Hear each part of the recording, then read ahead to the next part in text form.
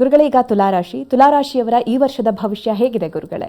ತುಲಾರಾಶಿಯವರಿಗೆ ಈ ಕಳೆದ ಒಂದು 2-3 ವರ್ಷದಿಂದ ಇದ್ದಂಥ ಸಮಸ್ಯೆಗಳೆಲ್ಲದೂ ದೂರವಾಗಿ ಶನಿಯ ಅನುಗ್ರಹ ಪೂರ್ಣ ಪ್ರಮಾಣದಲ್ಲಿ ಸಿಕ್ಕಿದ್ದು ಅವರ ಸಮಸ್ಯೆಗಳಿಗೆ ಒಂದು ಹಂತದಲ್ಲಿ ವಿರಾಮ ಹಾಡತಕ್ಕಂತಹ ಸಂದರ್ಭ ಇದು ಅಂದರೆ ತಪ್ಪಾಗಲಾರದು.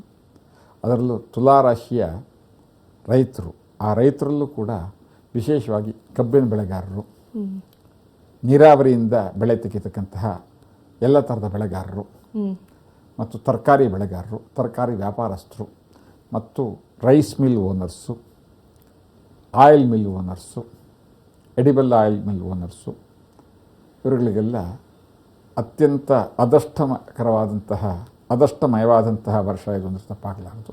ಓವರಾಲ್ ಎಲ್ಲ ತುಲಾರಾಶಿಯವರು ಕೂಡ ಅವರ ಸಮಸ್ಯೆಗಳಿಂದ ಮುಕ್ತರಾಗಿ ತೃಪ್ತಿ, ನೆಮ್ಮದಿ ಜೀವನ ಈ ವರ್ಷ ಕಾಣಬಹುದು.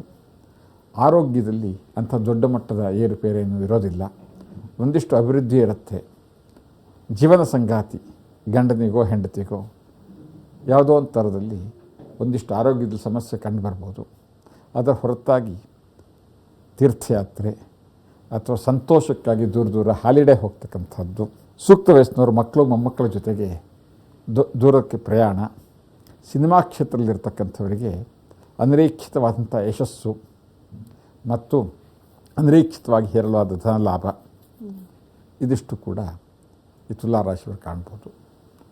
ಇನ್ಯಾವ ಸಮಸ್ಯೆಗಳು ಕೂಡ ದೊಡ್ಡ ಮಟ್ಟದಲ್ಲಿ ಅವ್ರಿಗೆ ಬರೋದಿಲ್ಲ. ಅಂದರೆ ಆರೋಗ್ಯ ಸಮಸ್ಯೆ ಅಂತ ಹೇಳಿದ್ರಿ ಗುರುಗಳೇ, ಪರಿಹಾರ ಯಾವ ರೀತಿ ಮಾಡ್ಕೊಳ್ಬೇಕು ಅಂತ? ಈ ಆರೋಗ್ಯ ಸಮಸ್ಯೆ ಪರಿಹಾರಕ್ಕಾಗಿ ಮುಖ್ಯವಾಗಿ ಆಂಜನೇಯ ಸ್ವಾಮಿಗೆ ಪವಮಾನ ಅಭಿಷೇಕ ಅಂತ ಹೇಳಿ, ಪವಮಾನ ಅಂತಕ್ಕಂಥ ಒಂದು ಮಂತ್ರ, ಸ್ವಾಧಿಷ್ಠಯ ಮಧಿಷ್ಠಯ ಪವಸ್ವಸೋಮಧಾರಯ, ಆ ಮಂತ್ರದಿಂದ ಅವನಿಗೆ ಅಭಿಷೇಕವನ್ನು ಮಾಡಿಸಿ ಈ ಹಯಗ್ರೀವ ಅಂತಕ್ಕಂಥ ಒಂದು ವಿಶೇಷವಾದ ಮಧುರವಾದ ಭಕ್ಷ್ಯ, ಅದು ಕಡಲೆಬೇಳೆ ಬೆಲ್ಲದಿಂದ ಮಾಡ್ತಕ್ಕಂಥದ್ದು, ಅದನ್ನು ನೈವೇದ್ಯ ಮಾಡಿಸೋದ್ರಿಂದ ಅವ್ರ ಸಮಸ್ಯೆಗಳು ಪರಿಹಾರವಾಗುತ್ತಮ್ಮ.